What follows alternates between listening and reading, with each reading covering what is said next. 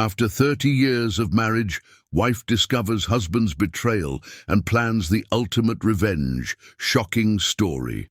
Welcome back, Peter Stories family. This video is our best yet. Watch till the end, and I promise you'll hit that subscribe button. The golden beginning, a love that defied expectations. In the soft glow of a late autumn evening, two souls would collide in a moment that would redefine the very essence of love. Lucy Sinclair stood at the precipice of her gilded world, a world meticulously crafted by generational wealth and unspoken expectations. Her family's mansion, a testament to their billionaire status, loomed behind her like a silent guardian of tradition, its marble halls echoing with whispers of carefully maintained social protocols and arranged futures. Bernard Matthews was not the kind of man her parents had envisioned for their daughter. He came from a modest background, his roots firmly planted in the middle-class landscape of ambition and hard work. Where Lucy's world sparkled with inherited privilege, Bernard's universe was built on determination, intelligence, and an unwavering belief in earning one's place in the world. Their first meeting was not a carefully orchestrated social event, but a serendipitous encounter that would challenge everything Lucy had been taught to believe. It was at a charity fundraiser, an event her parents had insisted she attend, another opportunity to network and potentially meet a suitable partner. Bernard was there as a junior executive, representing his small but promising marketing firm, his crisp suit, a testament to his aspirations rather than his inherited wealth. Their eyes met across the crowded room, and in that single electrifying moment, the world seemed to pause. Lucy felt something she had never experienced before, a connection that transcended the superficial expectations of her social circle. Bernard saw beyond her designer dress and perfectly coiffed appearance, recognizing a depth of spirit that most people overlooked. Their initial conversations were a delicate dance of intellect and emotion. Lucy was captivated by Bernard's passionate discussions about social entrepreneurship, his dreams of creating businesses that could genuinely transform communities. He spoke not of profits, but of purpose. Bernard, in turn, was mesmerized by Lucy's hidden complexity, a woman who, despite her privileged background, possessed a profound empathy and a burning desire to use her resources for meaningful change. The opposition from Lucy's family was immediate and fierce. Her father, a titan of industry, viewed Bernard as nothing more than an opportunistic climber. Her mother, steeped in generations of social hierarchy, saw him as fundamentally unsuitable.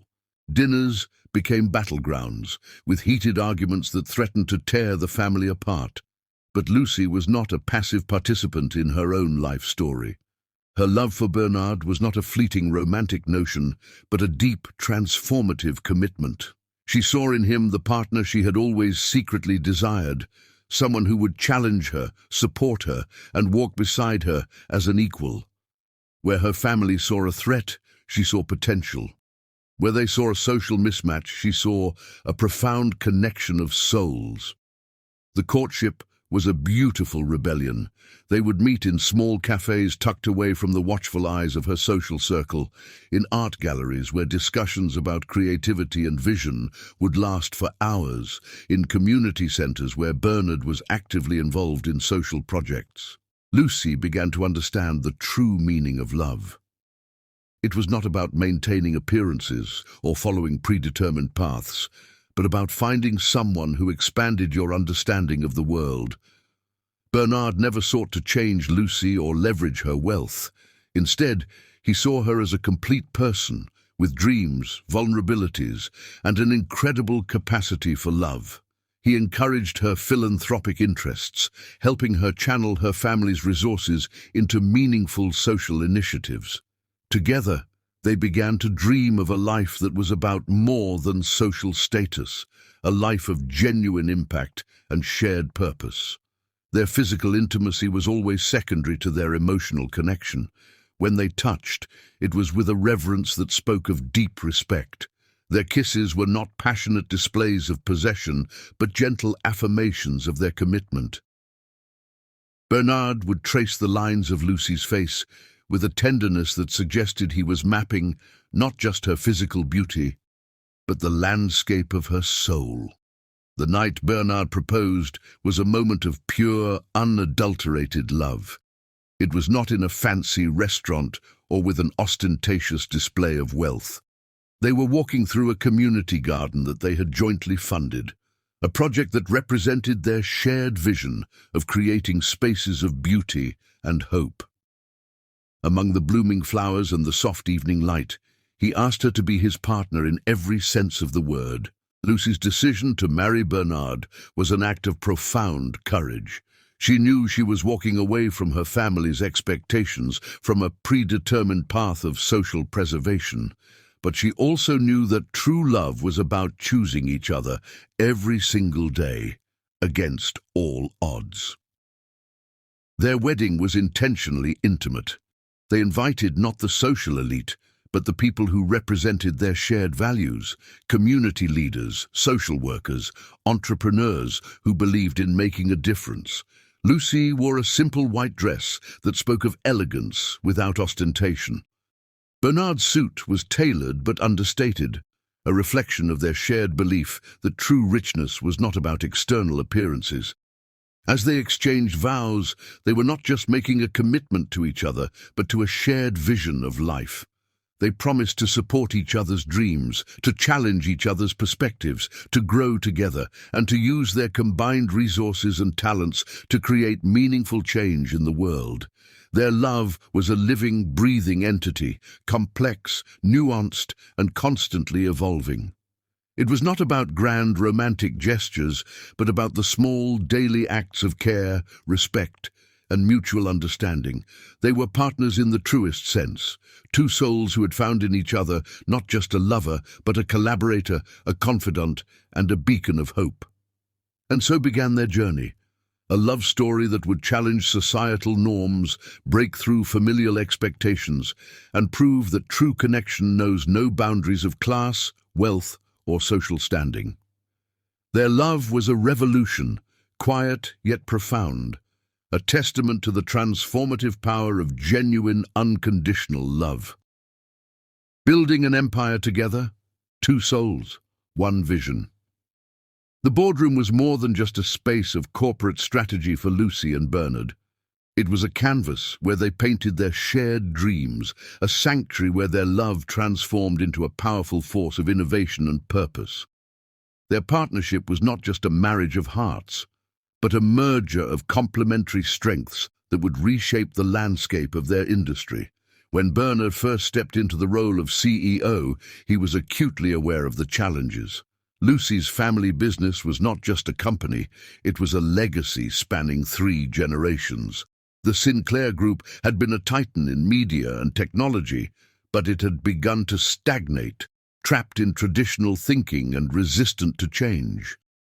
Bernard saw this not as a limitation, but as an opportunity for radical transformation.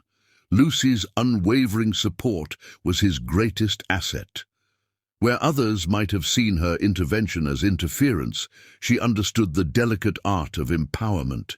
She didn't micromanage.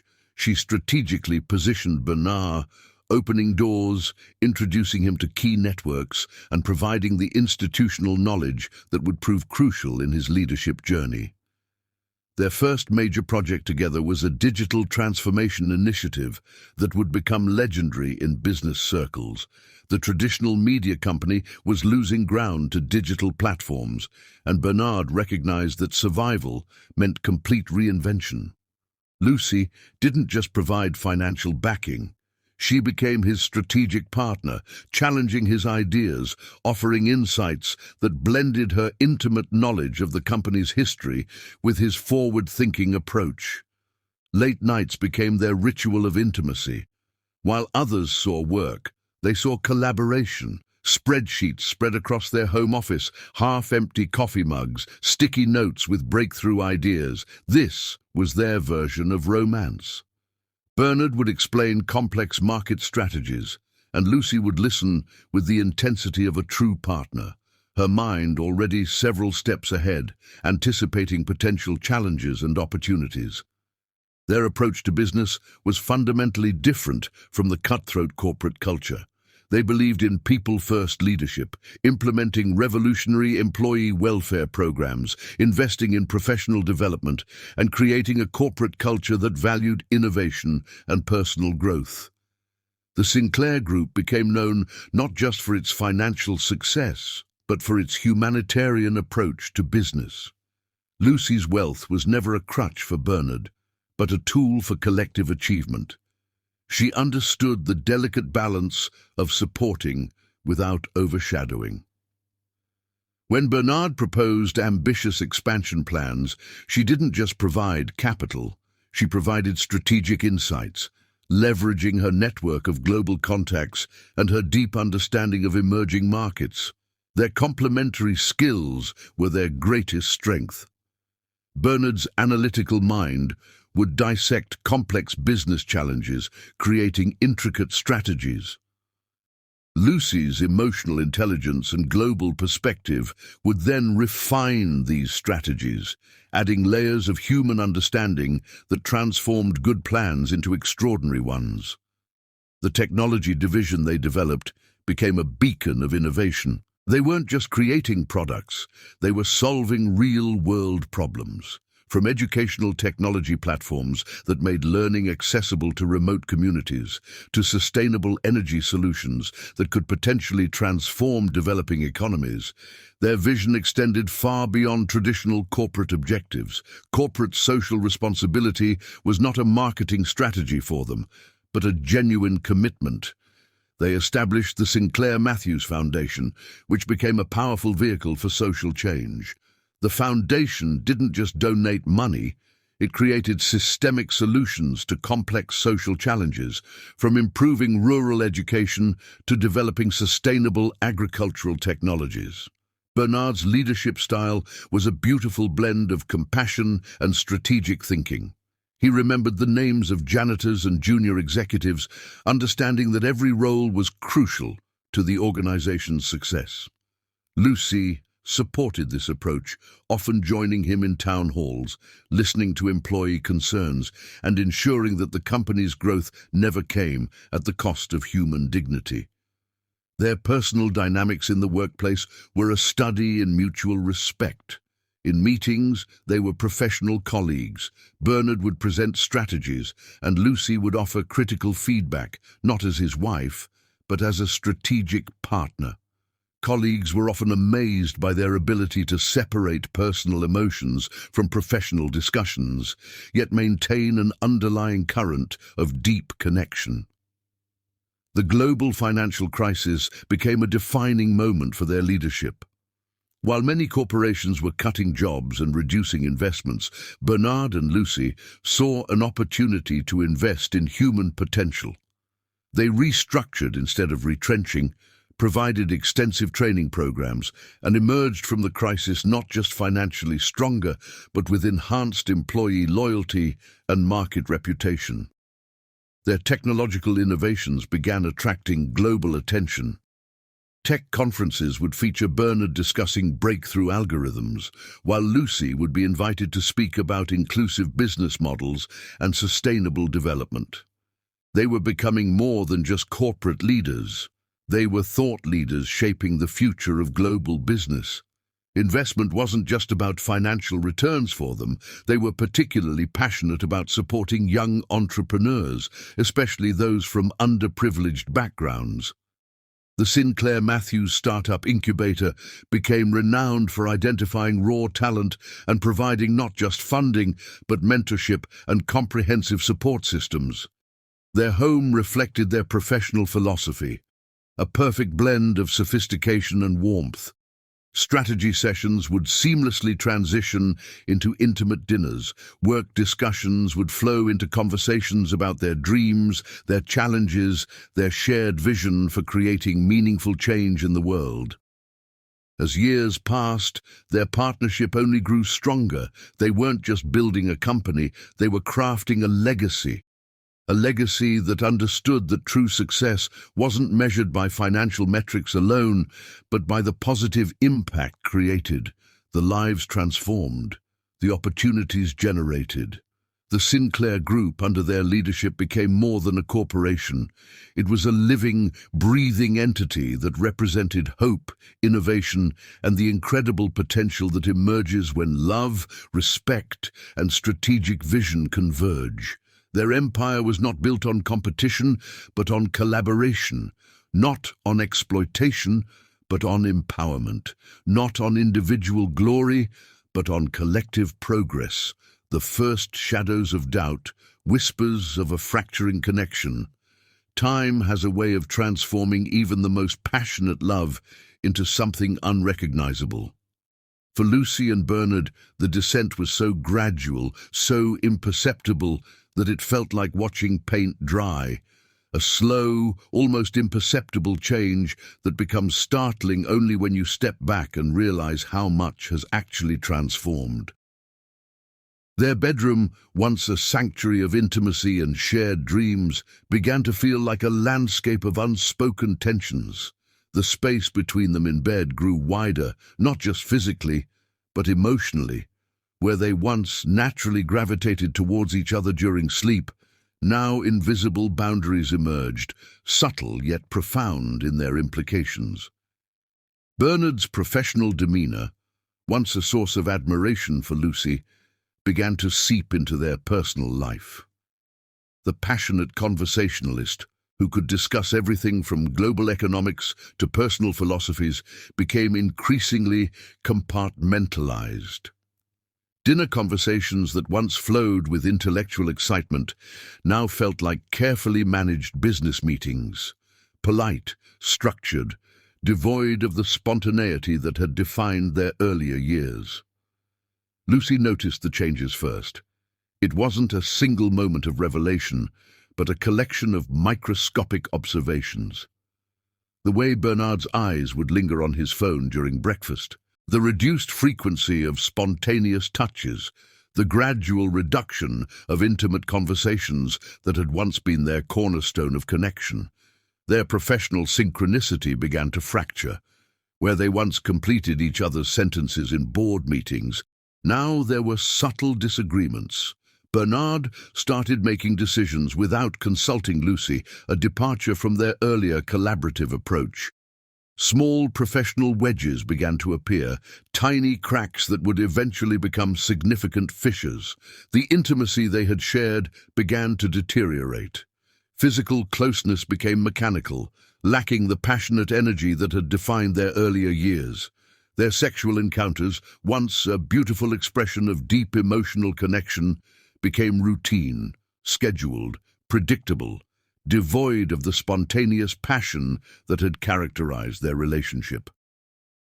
Bernard's work patterns changed subtly. Late nights at the office became more frequent. Business trips, once discussed openly and collaboratively, now seemed to be planned with a sense of deliberate separation. Lucy would receive perfunctory messages, detailed yet emotionally sterile updates about his professional engagements. Their social circles noticed the change before they might have acknowledged it themselves. Friends who had once celebrated their relationship as the epitome of a power couple began to exchange knowing glances. Subtle whispers, barely perceptible, started circulating about potential rifts, about the cracks appearing in their seemingly perfect union. Lucy's intuition, sharp as always, began to sense something fundamentally different. She was a woman who had built an empire by reading between the lines, by understanding the unspoken narratives. And now she found herself applying those same skills to her marriage, a thought that would have seemed absurd in their earlier years. The emotional distance was not marked by arguments or dramatic confrontations. Instead, it was characterized by a profound, suffocating silence. Conversations became transactional, discussions about business, about family obligations, about daily logistics. The deep, philosophical discussions that had once defined their connection became rare, almost extinct. Bernard's attention seemed to be constantly divided. Where he once gave Lucy his complete focus, now his mind seemed to be perpetually elsewhere. During their rare, intimate moments, his physical presence was absolute, but his emotional presence had become increasingly fragmented. Lucy began to question herself. Was this the natural evolution of a long-term relationship, the gradual cooling that everyone spoke about, or was something more fundamentally wrong? Her analytical mind, which had served her so brilliantly in business, now turned inward, attempting to diagnose the illness in their relationship. Their home, once a vibrant ecosystem of shared dreams and collaborative energy, began to feel like a carefully maintained museum, pristine, organized, but devoid of living, breathing emotion. Personal spaces became more defined, boundaries more rigid. Bernard's study, once a shared space of intellectual exploration, now felt like a private territory. Professional success seemed to be Bernard's primary focus. While they had always been ambitious, now his ambition felt different, more isolated, more self-serving. The collaborative spirit that had defined their earlier years was replaced by a sense of individual achievement that felt increasingly disconnected from their shared vision. Lucy's attempts to reconnect were met with increasingly sophisticated emotional deflections. Bernard had always been articulate, but now his communication became a masterclass in saying everything while revealing nothing. Conversations became elaborate dances around true emotional content. The passion that had defined their relationship, their ability to see beyond the superficial, to challenge and support each other, seemed to be slowly evaporating. Their once revolutionary approach to love and business now felt like a distant memory, a narrative from another lifetime. Their physical proximity remained unchanged. To the outside world, they were still the perfect power couple. Photographs, public appearances, professional collaborations, all maintained the illusion of their earlier connection. But beneath the surface, a profound transformation was occurring. Lucy found herself becoming an observer of her own life, documenting the slow disintegration of a love she had once believed was unbreakable. Her analytical mind, which had been their greatest strength, now became a tool of painful self-reflection and microscopic observation. The first shadows of doubt had arrived, not with a thunderous declaration, but with a whisper, a subtle, almost imperceptible shift that would ultimately reshape the entire landscape of their relationship. The unexpected discovery.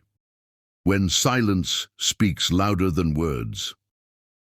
The night was a canvas of unspoken tensions, the kind of evening that hangs heavy with anticipation, like the moment before a storm breaks.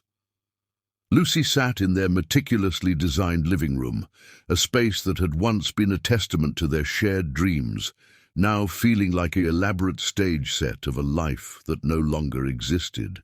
Sleeplessness had become her constant companion. While Bernard slept in the adjacent room, a separation that had become normalized over the past months, Lucy found herself caught in a web of intuition and doubt. Her mind, which had navigated complex corporate strategies with surgical precision, was now turned inward, dissecting the subtle inconsistencies of her husband's recent behavior. The GPS tracker was not a decision made lightly.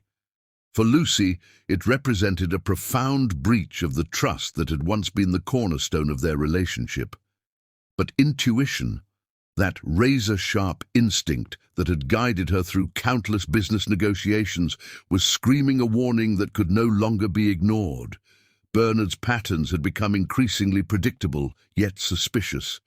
Late-night work calls, mysterious business trips, a newfound guardedness with his personal devices. These were not the behaviors of a man fully committed to his marriage, but of someone orchestrating a carefully constructed alternative narrative. The night she decided to track his movements was a turning point. It was 2:37 a.m. when she first noticed his absence. The bedroom was empty, the sheets still warm, evidence of a recent departure. Her heart raced not with the dramatic panic of a betrayed wife in a movie, but with the cold, calculated assessment of someone gathering evidence. The GPS device, small and unobtrusive, had been carefully placed in the inner lining of Bernard's briefcase. Technology, which had been their ally in building their corporate empire, now became the instrument of a deeply personal investigation. Each ping of location was a heartbeat, a potential revelation. What she discovered was not a single moment of betrayal, but a carefully constructed alternative life. Bernard's movements were precise, calculated, a route that suggested not a random encounter, but a deliberate, ongoing relationship. The location pins consistently led to a residential area far from their corporate world, a quiet neighborhood that seemed worlds away from their glamorous existence. The house was modest, unremarkable, a stark contrast to the architectural marvel they called home. Yet it held a significance that would shatter everything Lucy believed about her marriage. Multiple late-night visits, extended stays, a pattern that spoke of intimacy far beyond a casual professional interaction. Her initial response was not emotional collapse, but a methodical gathering of information. Lucy was a strategist, a woman who had built an empire by understanding the intricate dance of human motivation. This was another complex problem to be solved, another challenge to be systematically dismantled. She began to compile a dossier, timestamps, location data, inconsistencies in Bernard's professional and personal narratives. Each piece of evidence was examined with the same rigor she would apply to a corporate merger. Emotion was a luxury she could not afford at this moment. The identity of the woman became clear gradually. A young executive in their company, someone who had been introduced as a promising talent, someone Lucy had once mentored. The betrayal was not just personal, but a profound violation of the professional trust they had built together. Technology became her silent investigator. Online records, subtle social media interactions, professional networking platforms, each digital footprint told a story that words could not. The picture that emerged was not of a momentary indiscretion, but of a calculated, ongoing relationship. Bernard's movements became a choreographed dance of deception. Carefully timed business trips, strategically planned late nights, elaborate explanations that were just plausible enough to avoid direct confrontation. He had transformed the art of manipulation into a sophisticated performance. Lucy's emotional landscape was complex. Rage, when it came, was not an explosive eruption, but a cold, calculated fury. Decades of shared dreams, of building an empire together, were being systematically dismantled by a betrayal that went beyond mere infidelity. The GPS tracker was just the beginning. Her next step would require precision, strategy, and a level of emotional control that would become legendary in both personal and professional circles. This was not about revenge, but about understanding, about exposing a truth that had been carefully hidden. Her professional training became her emotional armor. Where another woman might have collapsed, Lucy began to construct a plan. Each piece of evidence was carefully preserved, each inconsistency meticulously documented. She was building a case, not just for personal resolution, but with the same thoroughness she would apply to a complex corporate investigation. The house where Bernard spent his secret moments became a focal point of her investigation. Surveillance, discreetly arranged, began to reveal a life parallel to their own, a relationship that had been cultivated with the same strategic precision Bernard had once applied to their business endeavors. As dawn broke, Lucy sat surrounded by her evidence, digital records, location data, carefully collected information. She was not a woman destroyed by betrayal, but a strategist preparing for the most important negotiation of her life. The game had changed, and she was ready to play.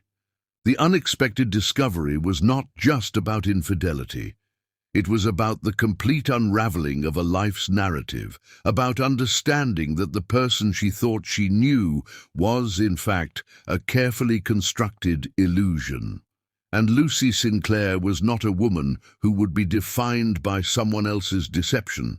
Her next move would be calculated, precise, and would become a moment of legendary proportions. The unexpected discovery was not an end, but a beginning, the first step in a journey of transformation that would redefine everything. The calculated revenge. When dignity becomes a weapon. Revenge, for Lucy, was never going to be a moment of passionate outburst or emotional collapse. It was going to be a surgical strike, precise, strategic, and so devastating that it would redefine the very concept of justice in their social circles. The planning began in the quiet moments between discovery and confrontation. Her home office, once a sanctuary of shared dreams and corporate strategy, transformed into a war room. Walls covered with meticulously organized evidence, digital records, photographs, time-stamped communications. Each piece of information was carefully curated, not just as proof, but as a narrative waiting to be unveiled. Bernard had always prided himself on his strategic thinking, but Lucy was about to demonstrate that true strategic brilliance knew no gender. She understood that public exposure was not just about humiliation, but about dismantling the carefully constructed facade of their seemingly perfect life. The anniversary party became her chosen battlefield. 30 years of marriage, a milestone that would typically celebrate love and commitment, would now become the stage for her most profound statement. Every detail was planned with the same precision she would apply to a multi-million-dollar corporate acquisition. The guest list was carefully curated, not just their close social circle, but strategic invitees who represented different spheres of their professional and personal lives. Colleagues, family members, industry leaders, media personalities. Each invitation was a calculated move on a complex chessboard. She commissioned a custom-built audio-visual system for the event, ensuring that the evidence of Bernard's betrayal would be presented with cinematic precision.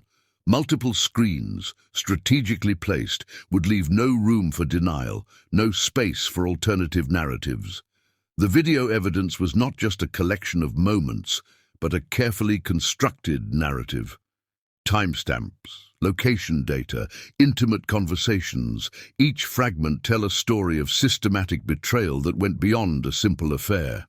It was a complete deconstruction of their marriage, presented with clinical precision. Her approach was psychological warfare of the highest order. Bernard would not just be exposed, he would be systematically dismantled, professionally, socially, emotionally. Every carefully planned moment was designed to show not just his infidelity, but his complete moral bankruptcy. The preparations extended beyond the digital evidence. Lucy ensured that their shared business contacts, board members, and key stakeholders would be present.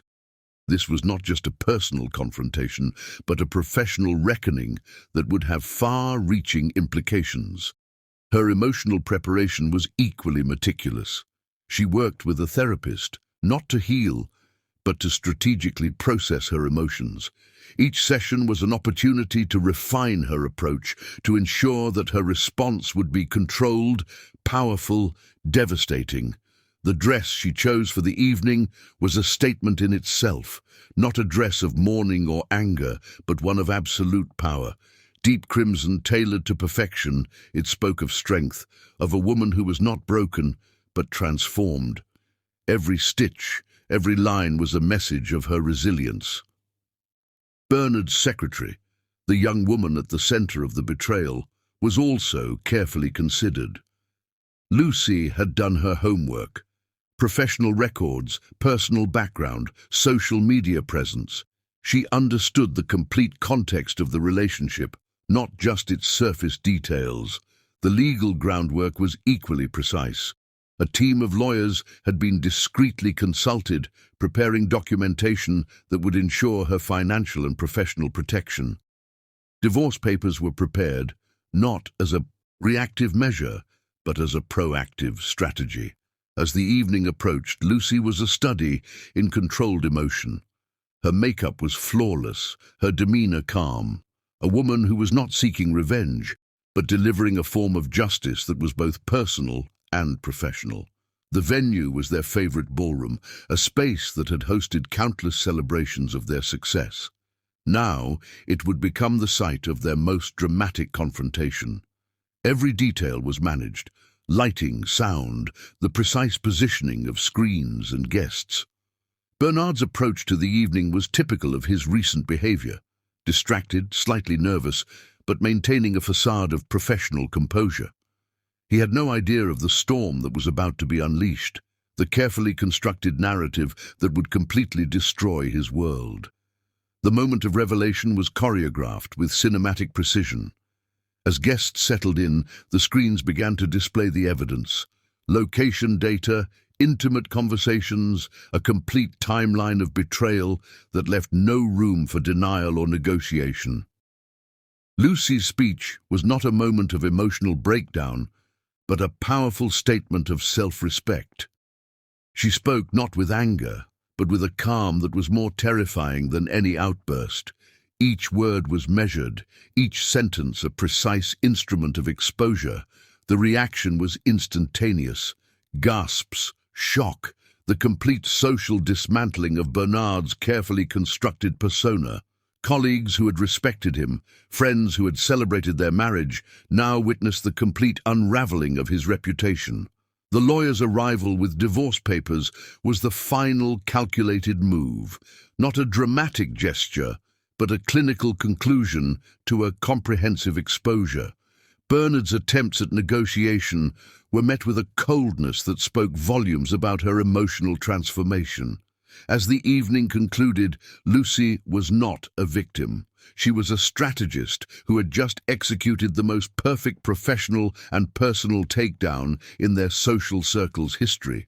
Her revenge was not about destruction, but about reclaiming her narrative, her dignity.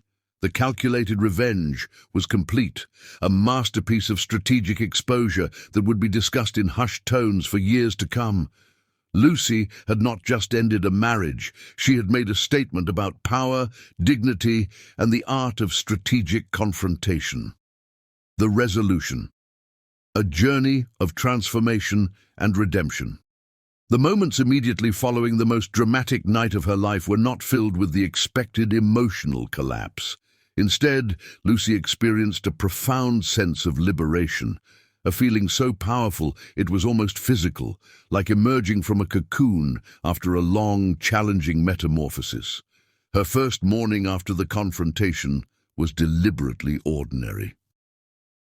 She woke early, as she always had, her routine unchanged despite the seismic shift in her personal landscape.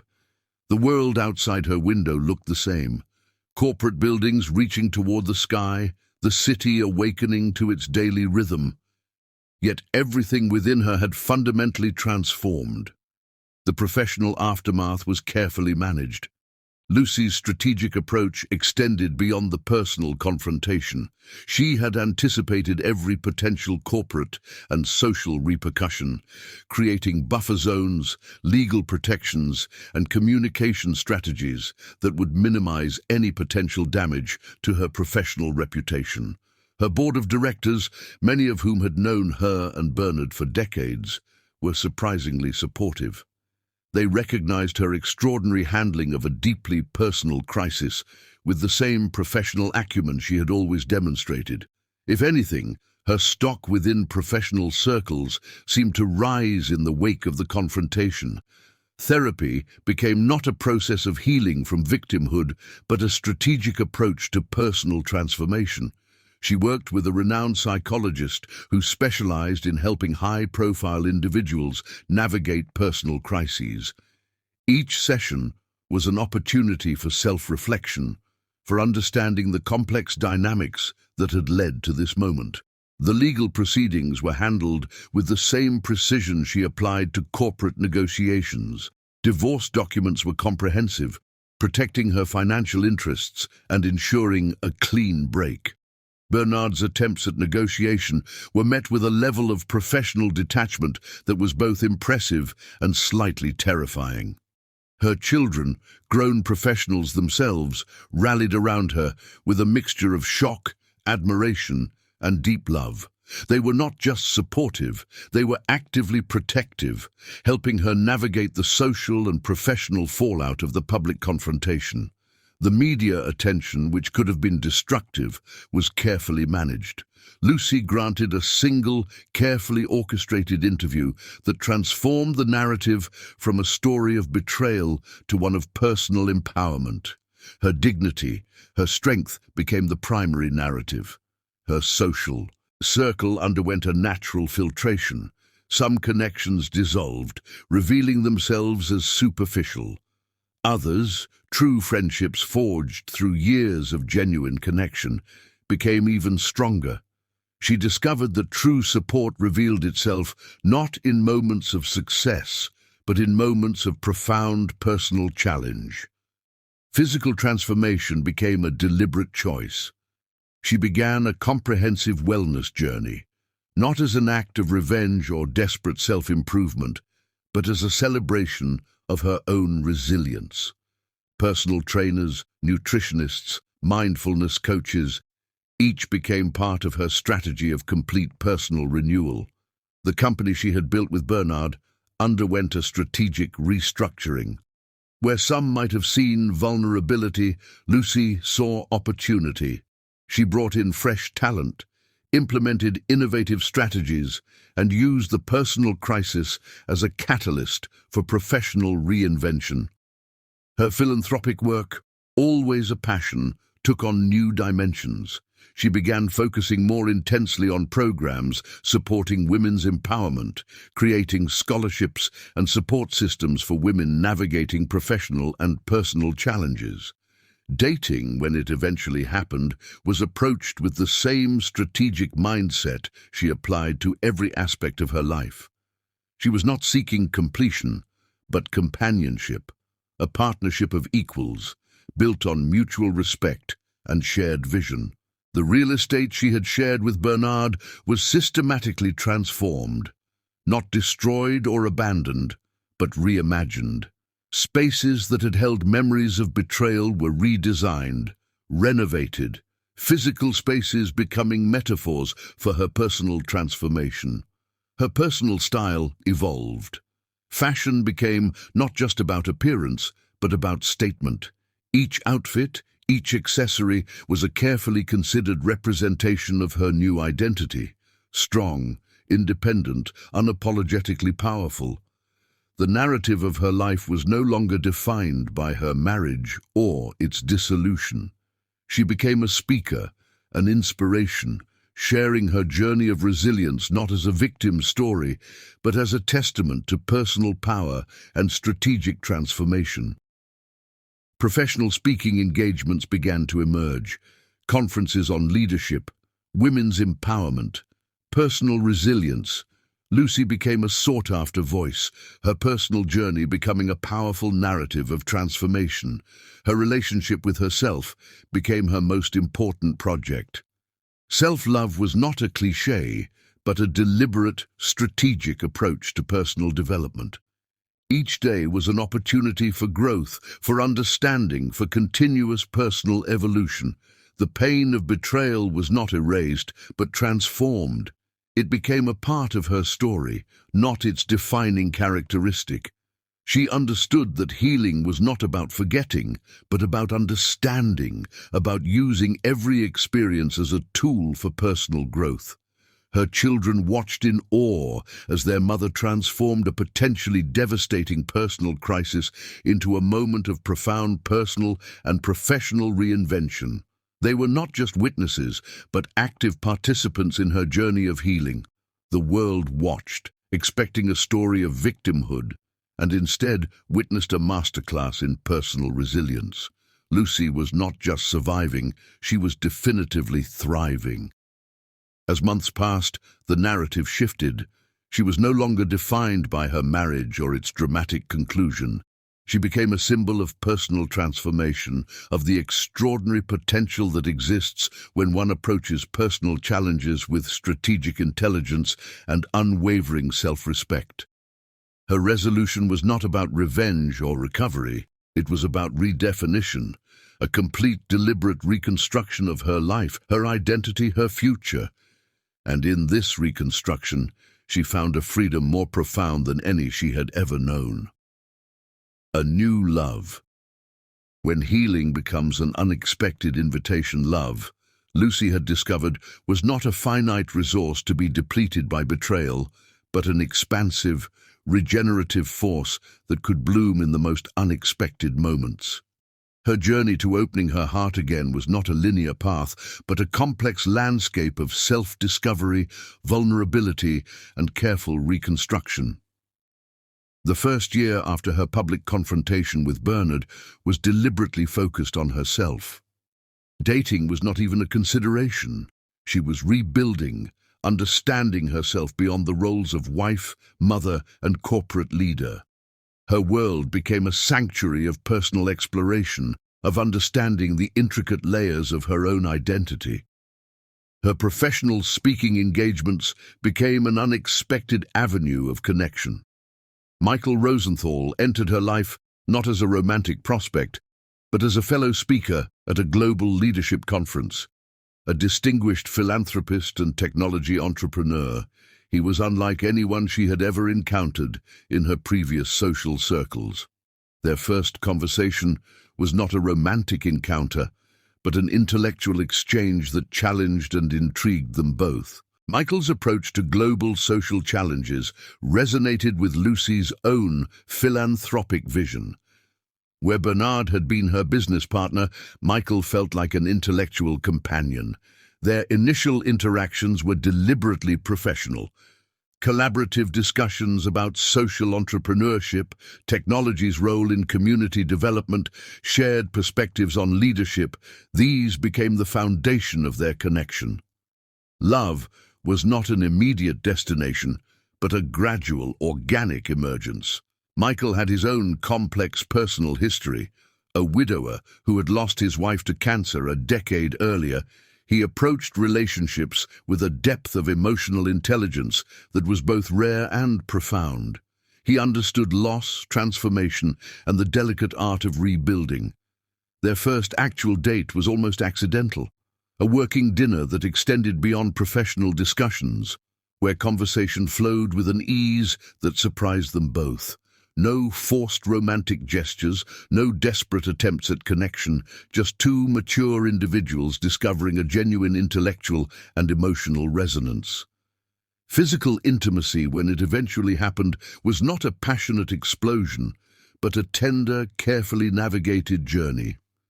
They approached each other with a level of respect and understanding that transcended traditional romantic narratives. Each touch, each moment of vulnerability was a carefully considered invitation. Lucy's children were initially cautious. They had witnessed her pain, her remarkable transformation, and were protective. Michael's approach was patient, respectful. He did not try to replace or compete with their father's memory, but offered a genuine, supportive presence. Their relationship defied traditional romantic narratives. They traveled together, not as desperate lovers seeking escape, but as partners exploring global challenges. Conference stages became their shared platforms, social entrepreneurship their mutual passion. Love was not just a personal experience, but a collaborative vision of global impact. Michael's technological background complemented Lucy's corporate strategy perfectly. Where Bernard had been a competitor, Michael felt like a true collaborator. Their discussions extended beyond personal connection, creating a partnership that was both emotionally and professionally transformative. The adoption of their child was a mutual decision that reflected their shared values. They weren't seeking to replace or heal past wounds, but to create a new chapter of love, of family, of collective purpose. The child became a symbol of their shared commitment to nurturing, to creating positive change. Their social circle was initially skeptical. Another power couple, another narrative of professional and personal collaboration. But those who knew them understood that this was something fundamentally different. A relationship built on mutual respect, shared vision, intellectual compatibility. Lucy discovered that love at this stage of life was not about possession or completion, but about genuine companionship. Michael understood her complexities, her history, her remarkable journey of transformation. He did not seek to change her, but to walk alongside her. Their intimacy was multifaceted. Emotional connection transcended physical interaction. Late-night discussions about global challenges, shared moments of vulnerability, understanding each other's past wounds, these became their most profound expressions of love. The wedding, when it happened, was a celebration of mature love. No grand theatrical gesture, but an intimate gathering of family and close friends who understood the depth of their connection. Their vows were not traditional promises, but statements of mutual respect, of shared vision. Michael's technological philanthropy and Lucy's corporate social responsibility initiatives merged seamlessly. They were not just life partners, but collaborative changemakers, using their combined resources and vision to create meaningful global impact. Their blended family became a testament to the possibility of love after profound personal transformation. Their children from previous marriages found not just a new parent but a genuine companion, a supporter of their individual journeys. The media, which had once dissected Lucy's painful public separation, now celebrated their union, not as a romantic fairy tale, but as a nuanced narrative of mature love, of two individuals who had individually transformed and found in each other a genuine partnership. Their home became a sanctuary of intellectual and emotional exploration. Art from their global travels, books that reflected their diverse interests, spaces that invited conversation and connection. It was a physical representation of their emotional landscape. Lucy realized that her journey with Bernard, painful as it had been a necessary path to this moment. Each challenge, each betrayal had been a critical lesson, preparing her for a love that was genuine, respectful, transformative. As years passed, their love continued to evolve, not a static emotion, but a dynamic, growing entity that adapted, transformed, continued to surprise them. They were not just partners, but fellow travelers on a profound journey of personal and collective growth. Love, Lucy understood, was not about perfection, but about genuine connection, about finding someone who sees you completely, your wounds, your strengths, your entire complex narrative, and chooses to walk beside you, not to complete you, but to complement you. 8. A new chapter, rebuilding, rediscovering, and redefining life. The unraveling of Lucy's marriage was not an end, but the beginning of a transformative journey. After confronting Bernard's betrayal and reclaiming her dignity, Lucy stood at the crossroads of reinvention.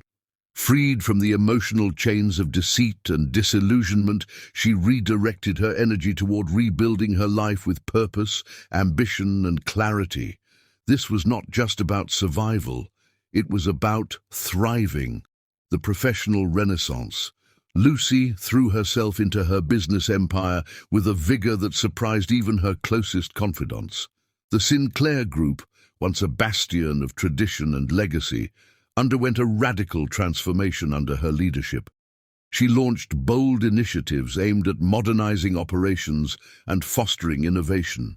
Emphasizing a people-first approach, she implemented progressive policies, including extended parental leave, mental health support, and leadership development programs. The Sinclair Group became a shining example of corporate responsibility, earning accolades for its focus on sustainable growth and ethical business practices. Lucy also expanded her philanthropic efforts. She established new partnerships with grassroots organizations, funding projects that empowered underprivileged communities through education, technology, and entrepreneurship. Her vision extended beyond profits. She sought to create a global impact, redefining what it meant to lead a socially conscious business. In the boardroom, Lucy's presence was commanding yet collaborative. She was no longer defined by her marriage or tied to Bernard's reputation. She was celebrated as a leader in her own right, a woman who had weathered personal storms and emerged stronger, more focused, and more innovative.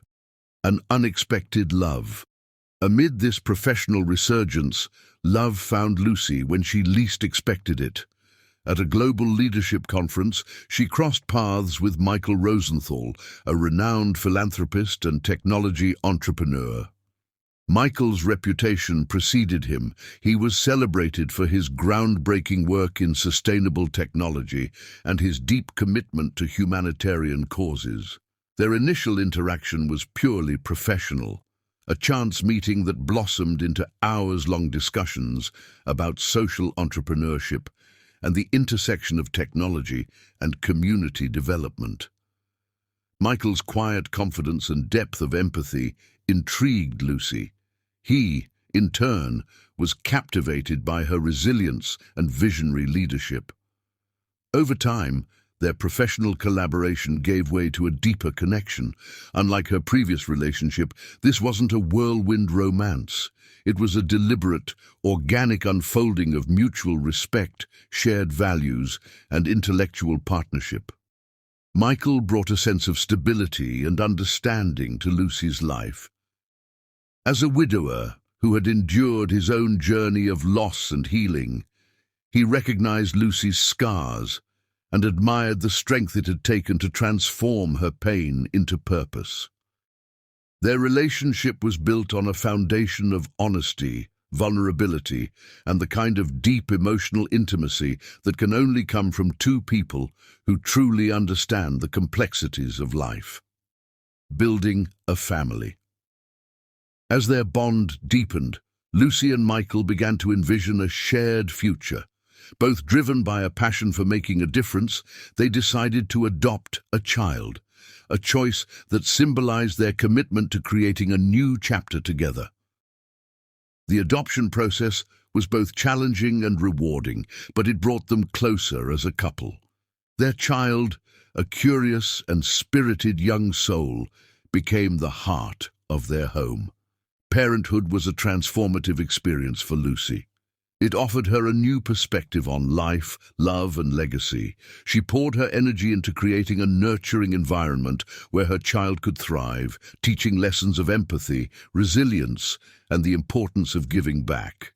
A partnership in every sense.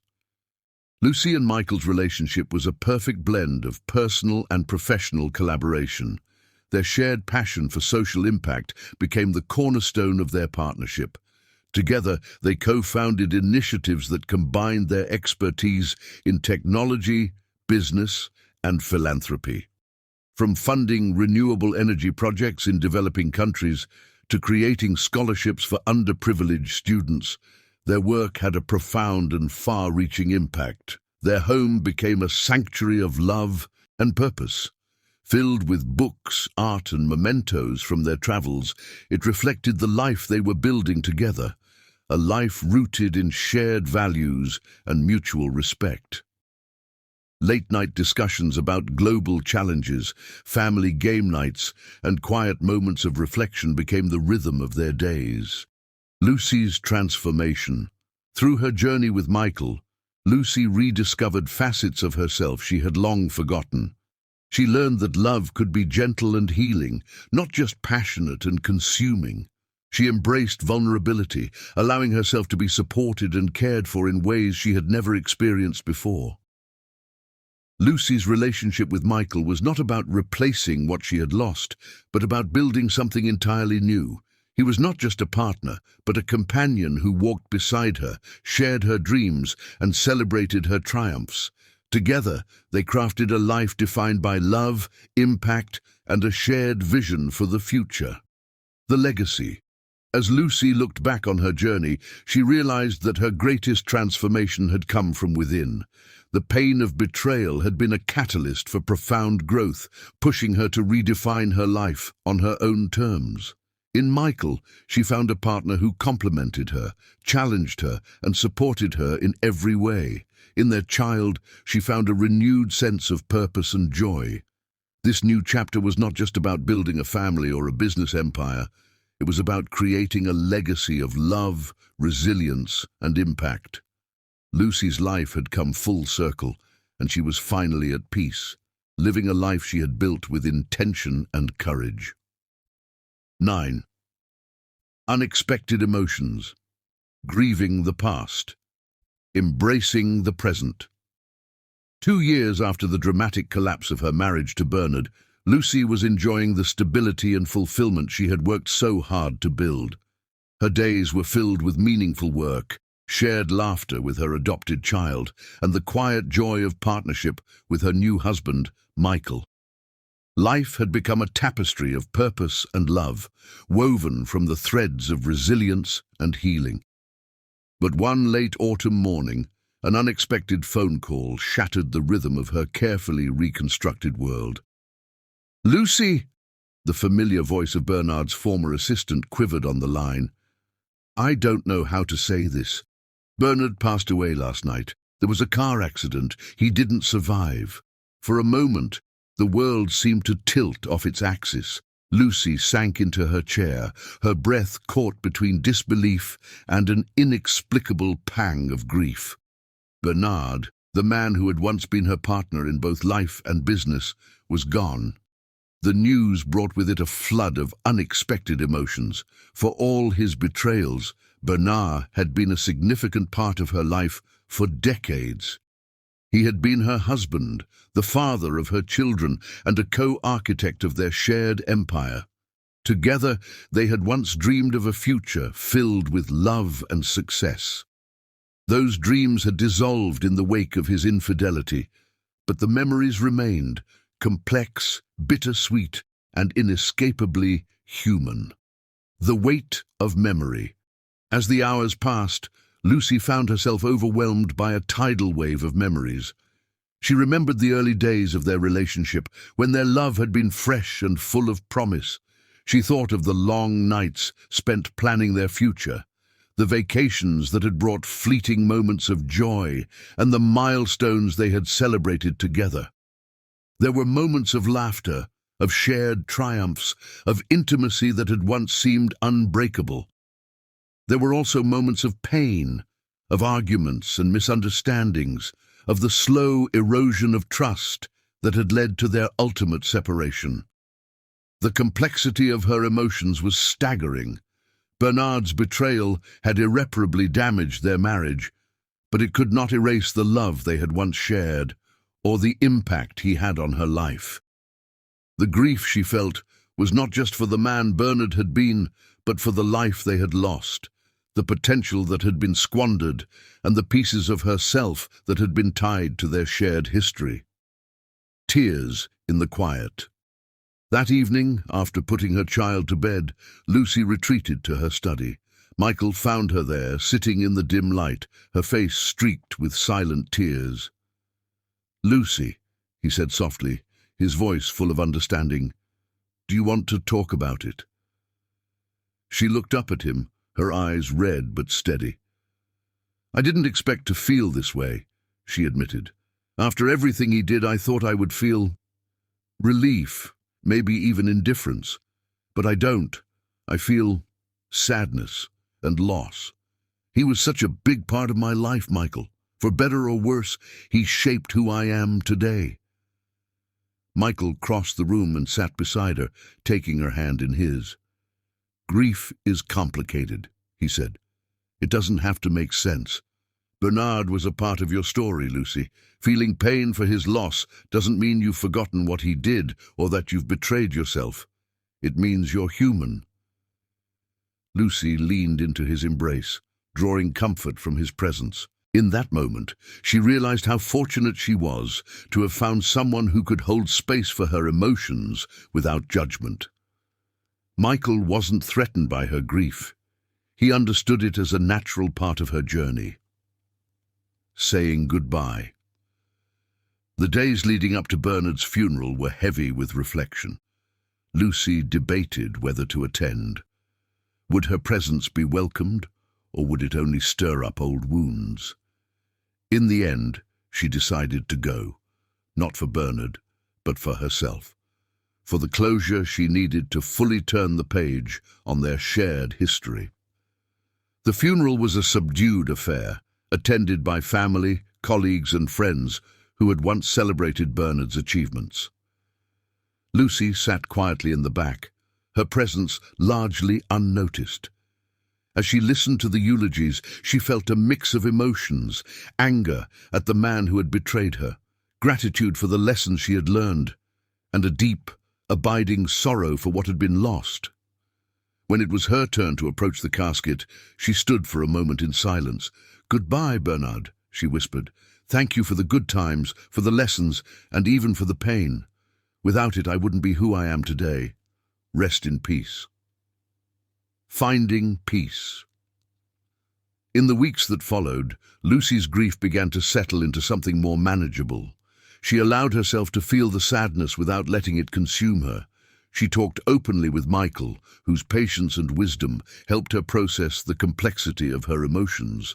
Her adopted child, too young to fully understand the weight of death, became a source of light during the darker moments. Their laughter and boundless energy reminded Lucy of the joy and purpose she had found in her new life. One evening, as she watched Michael playing with their child, Lucy felt a profound sense of gratitude. Her life had not followed the path she had once envisioned, but it had led her to a place of genuine happiness and fulfillment. Bernard's death was a reminder of the fragility of life, but it was also a testament to the resilience of the human spirit. Despite the pain of her past, Lucy had found the strength to rebuild, to love again, and to create a new family rooted in trust and mutual respect. A second chance at happiness.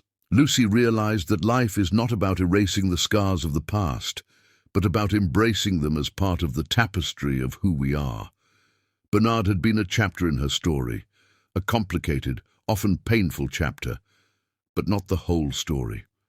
Looking at Michael and their child, Lucy felt a quiet certainty that she had been given a second chance, not just at love, but at life. This time she would not take it for granted, and in that moment she knew. True happiness can emerge from the most profound pain, and every ending carries within it the seeds of a new beginning. To those navigating the pain of betrayal in their 40s and beyond, life may not have turned out the way you envisioned, but your story is far from over. Betrayal hurts deeply, especially when you've shared years, dreams, and a life with someone. But let this truth take root in your heart. You are not defined by someone else's choices. This stage of your life is not the end of love, but the beginning of rediscovering it, starting with yourself. You've gained wisdom, resilience, and the courage to face hard truths. Use that strength to rebuild, to dream anew, and to create a life that honors the incredible person you are. Love after betrayal doesn't mean rushing to fill the void. It means healing, learning to trust again, and opening yourself to the possibility of a partnership that is honest, kind, and equal. The beauty of being over 40 is knowing what you want and what you deserve. You're no longer swayed by superficialities. You crave depth, authenticity, and connection. Remember, love can come in unexpected ways. It might arrive as a new partner, or it may take shape in friendships, family, or the joy of pursuing long-forgotten passions. What matters most is that you allow yourself to hope, to heal, and to believe that the best chapters of your life are still ahead. You are worthy of love that uplifts, not diminishes. You are worthy of loyalty, respect, and joy.